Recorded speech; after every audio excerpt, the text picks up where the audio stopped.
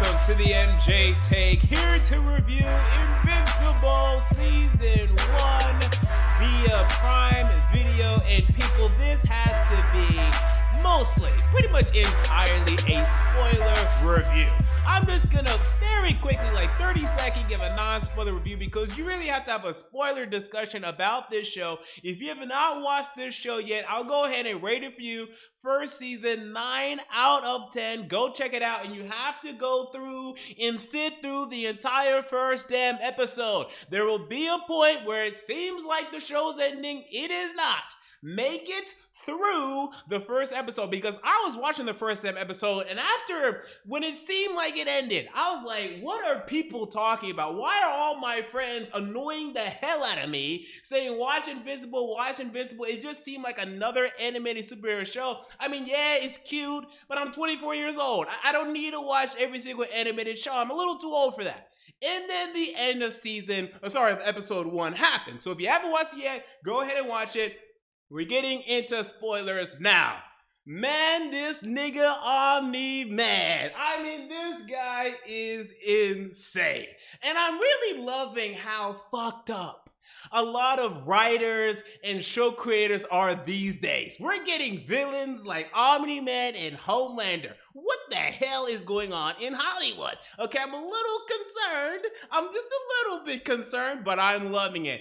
I mean, voiced by J.K. Simmons, this guy is absolutely phenomenal. One of the most intense characters I've ever seen in television history, and J.K. Simmons is such a perfect voice for this character, striking fear into your soul. We saw a little bit of this in his performance in Whiplash, opposite of Miles Teller. He was the intimidating band director. He's even more gruesome here. I mean, my God, I feel bad for my brother. That pilot in the season finale, they got his face goddamn exploded at the end. I mean, leave the brother alone. Has he not heard? OmniMan, have you not heard? Black Lives Matter. You can't just walk around crushing niggas' heads anymore. You can't do it.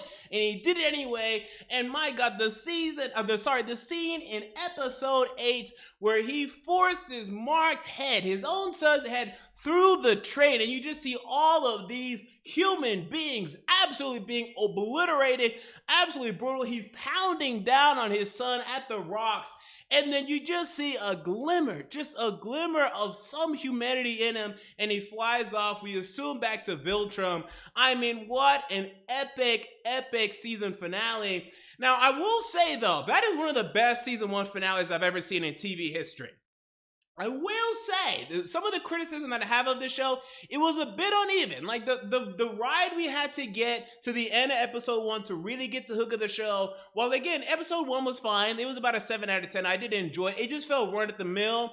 Some of the stuff in the middle felt a very run-at-the-mill, too. This is a very expansive universe. There's a lot of characters. In my opinion, too many characters. I mean, you introduced us to the Guardians of the Globe, and I was fine with that because it made for a good hook at the end of episode 1. And then we have a bit of an episodic show in which we have a lot of villains that come in and out, and we get introduced to this species that gets killed in episode 2, and, you know, Titan and his whole storyline, and then I can't remember, I want to say his name is Battle Beast and his whole thing.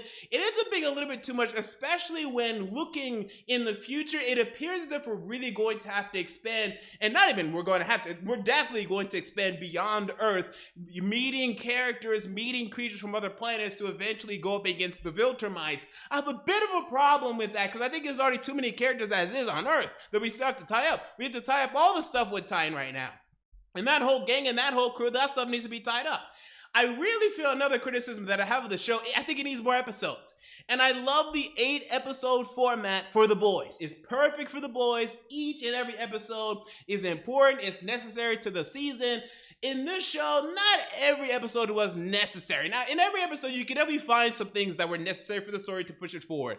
But I actually feel like it would have played better as a 13-episode series. It could even be 20 plus. There's so much jetpack. When I'm talking about all these characters, it kind of feels rushed when you're just giving one episode for all these characters that we're meeting. It could feel a little bit rushed, a little bit inconsequential, a little less grounded than it would in 13 episodes, as I think it really is meant to be played out, because there's so much material, so much great material in the comic books that they're not even touching, by the way, yet. And there's so much to really get into. But you talk about the voice casting beyond just J.K. Simmons as OmniMan. Look at Stephen Yeun. What a fantastic job that he's doing. He's fantastic as well. Zazie Beetz as Amber doing a fantastic job. The whole cast is terrific. Walter Goggins as Cecil. Oh my God. Clancy Brown as Damien Darkblood. That is my nigga. That is my brother. You invited to every damn cookout, my friend. From here moving forward to the end of time. That is my nigga, Damien Darkblood. I see you, my friend. I mean, this was incredibly well casted and such an expansive cast. Even Seth Rogen, who I believe is an executive producer for the show, he got in on the action.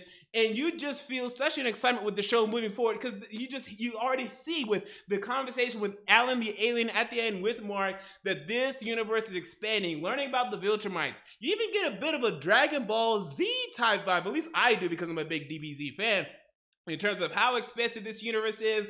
This race of ultimate warrior, of planet conquerors of the Viltrumites, similar to the Saiyans, and the dynamic that's going on there. I mean, we're just getting started, and I think they're going to stick with the 8-episode format. I might move to 13, because with this 8-episode format, I think you'd have to do like 7, 8, 9, 10 seasons, and I don't want to turn it to The Walking Dead. I mean, we saw how well that disaster turned out. Are you still watching The Walking Dead? Are you a loser? What the hell is wrong with you still watching The Walking Dead? Only the biggest losers on the planet are still watching The Walking Dead. Okay, come on, grow up.